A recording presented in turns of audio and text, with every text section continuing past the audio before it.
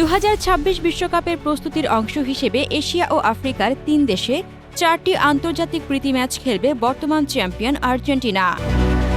অক্টোবর-নভেম্বর মাসে অনুষ্ঠেয় এই সফর দলের সঙ্গে থাকবেন ফুটবল মহাতারকা লিওনেল মেসিও।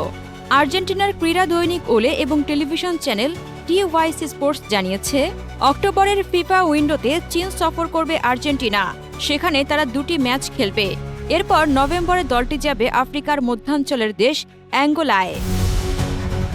11ই নভেম্বর স্বাধীনতার 50 বছর পূর্তি উপলক্ষে আয়োজিত হবে একটি প্রীতি ম্যাচ।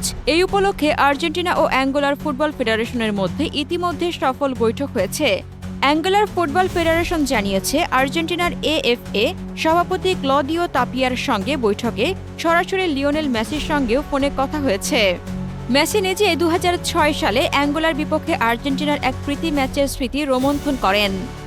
নভেম্বরে অ্যাঙ্গোলার ম্যাচ শেষে আর্জেন্টিনা যাবে কাতারে, যেখানে আরও একটি প্রীতি ম্যাচ খেলবে।